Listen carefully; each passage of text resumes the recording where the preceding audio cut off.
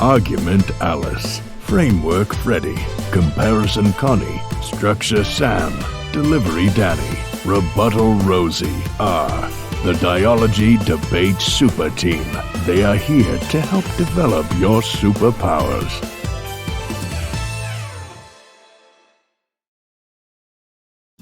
Hello everyone, Delivery Danny here, and today we will discuss Crossfire. Learning how to master Crossfire is critical to creating fun, interactive debates. Unlike a constructive or rebuttal speech, Crossfire provides speakers the opportunity to engage with each other directly. That's why we need to know the main types of Crossfire questions and the tips and tricks to help us remain cool, calm, and collected. Generally, we can use Crossfire questions in 3 ways. First, they can clarify confusing arguments. If you fail to understand or write down an important argument, do not be afraid to ask for clarification during the Crossfire.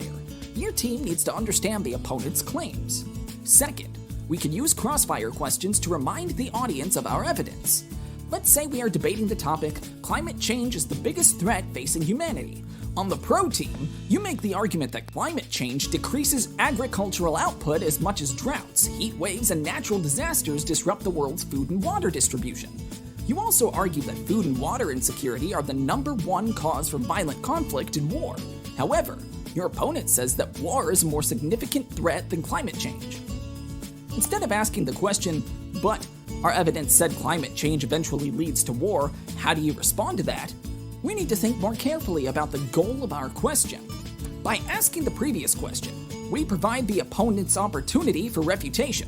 We are giving them 30 seconds to argue why our evidence is wrong, and good debaters will jump at the chance to punish this mistake.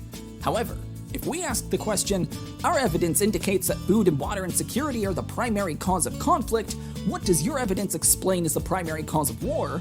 Now, our opponents are limited in their response. If they said, I don't know, then we can emphasize our evidence in the next speech and win the argument that climate change causes war.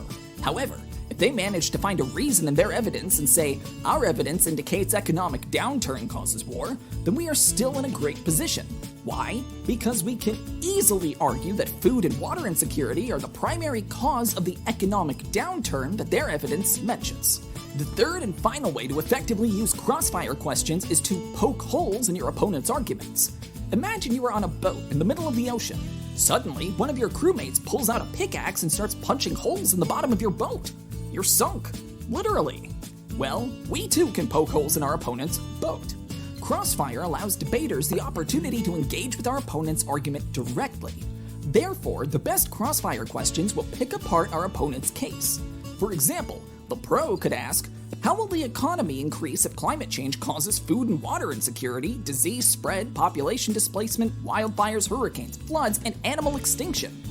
Although we provide our opponents an opportunity to respond, their answer is unlikely sufficient. That is because their evidence only notes how economic downturn causes war, and not that the world's economy will increase because of climate change.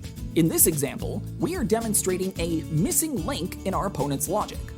With the 3 main types of Crossfire questions in mind, let's discuss 7 tips and tricks to improve your delivery during Crossfire. First, look at the judge and not your opponent. Although it is tempting to look at your opponent during Crossfire, you should instead focus on the person you are trying to persuade. That means we should direct our questions to the judge and audience. Second, avoid yes or no questions. One of the most common Crossfire mistakes is when debaters ask questions that can be answered with a simple yes or no. For example, if the pro team asks, do you agree that climate change is the biggest threat facing humanity? The con could respond by saying, no. And we will prove that in today's debate. Not only did you waste a valuable opportunity to question your opponent, but your judge might also view your question as a waste of time. Third, avoid long, multiple-part questions. Instead, keep your questions short and concise. A good rule is that each question should take no longer than 15 seconds to ask. Fourth, do not let one debater bully the other during Crossfire. This tip can go both ways. First, do not bully your opponent by denying them the opportunity to ask a question. The only time speakers should ask 2 questions in a row is when they receive permission from the other debater. Second, do not let an opponent bully you during Crossfire. If they continue to ask questions, then respectfully inform them that you will provide an answer after they answer your question. Fifth, always appear confident and ready to ask a question. The words, "I don't have questions," should be avoided at all costs. Why? Because you are signaling to the judge that this debate is out of your control. If you must, ask a clarifying question, but keep in mind that 3 clarifying questions in a row may still lead the judge to question your ability to refute arguments. 6th, watch your time. Although it is encouraged for debaters to provide a detailed answer or finish their thought when the timer goes off, you should also avoid 30-second long explanations. Crossfire is an excellent opportunity to show off your debate skills, so don't waste it. 7th, listen to your partner's answers. Sometimes you will be amazed by your partner's answers, and sometimes you'll be disappointed. It happens. However, it would be best if you listen to your partner's response so that you can remain consistent throughout the debate. And that does it. Now that you know the 3 main types of Crossfire questions and 7 of the best tips to improve your delivery, it is time for you to practice. Good luck!